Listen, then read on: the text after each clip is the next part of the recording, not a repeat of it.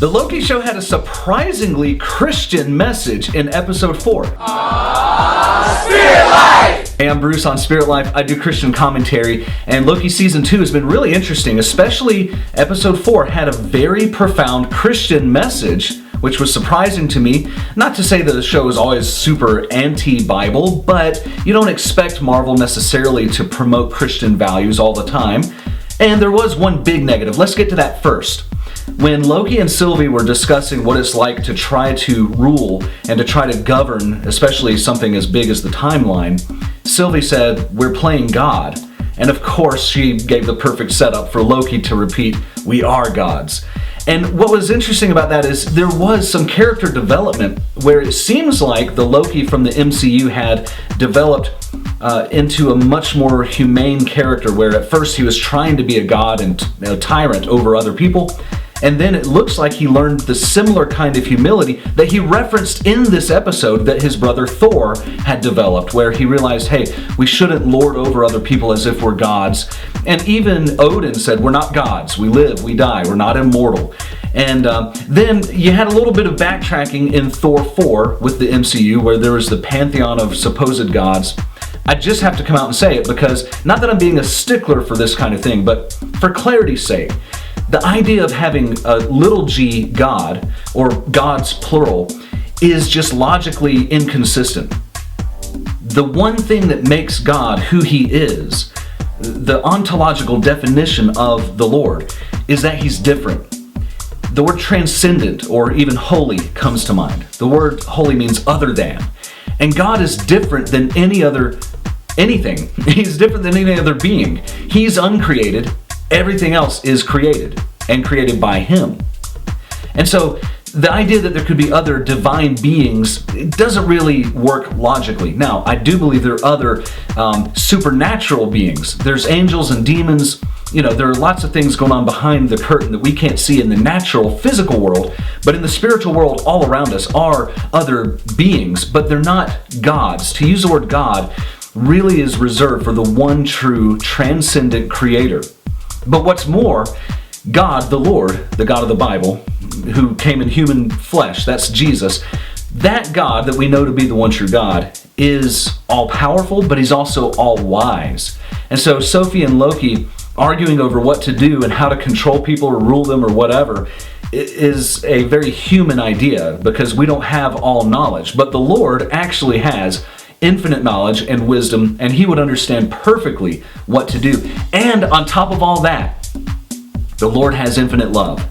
And so genuinely, he doesn't just toy with people. He's not playing some game. We talked in the last episode that he's not just predestining everything to play out as if we're in some weird game show or we're just puppets or robots or something.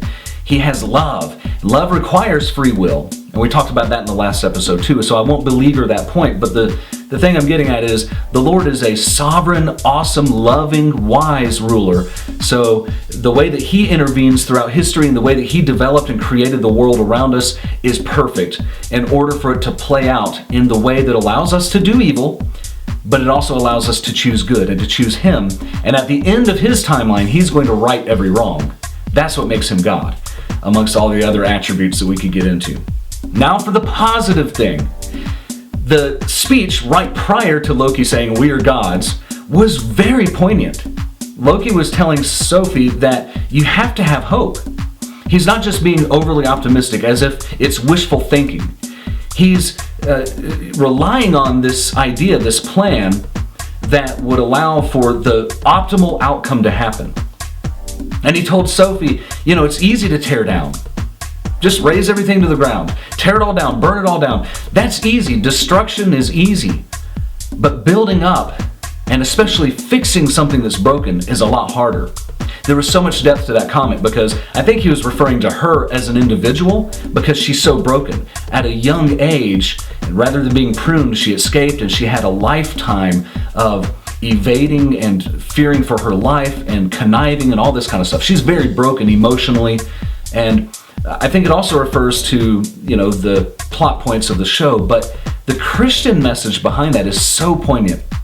God doesn't just do away with his people when we sin and mess up. He gives us a second chance, a third chance, a 48th chance. He's continuing to work with broken people in and through us, not just to toss us out and say, all right, you had your one chance, you're done, but to continue to work, and especially in the church. When I was listening to this, I could not help but think of the church, because the church is broken in many, many ways. I love the church, the capital C church. That's the bride of Christ. That's the group of people that Jesus, the bridegroom, is going to come back and be unified with, spiritually speaking, in the wedding of the Lamb. That means we're going to be unified completely spiritually with the Lord. He loves with the same passion that a bridegroom loves his wife. And that's how God looks at us. He doesn't look at us like we're just broken. He doesn't look at just the mistakes and all of our shortcomings and failures. He looks at us like we have this optimistic, hopeful outlook that we can be healed and transformed. And he said that he would restore the years that the locusts have eaten. The Lord is always giving hope. He's always saying, I will restore. Turn to me. Come, let's reason together. Let me wash your sins away from you. And so when I heard this about how the TVA was corrupt, and they were arguing about, this one faction of the TVA was corrupt and they did evil things, but you don't throw the baby out with the bathwater.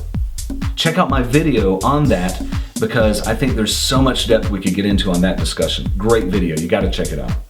But we don't throw the baby out with the bathwater just because church is broken. There's so much church hurt.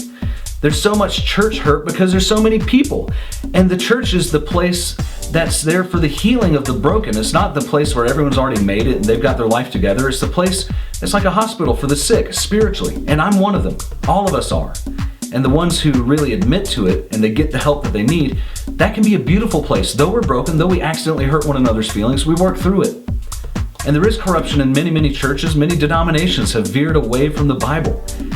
But at the end of the day, the capital C church, the people of God, broken as we are, it's not worth thinking, I'm just through with all of that. I'm going to throw it all out. I'm going to burn it all down. It's worth refining, working on, improving, fixing, because that's how the Lord looks at it.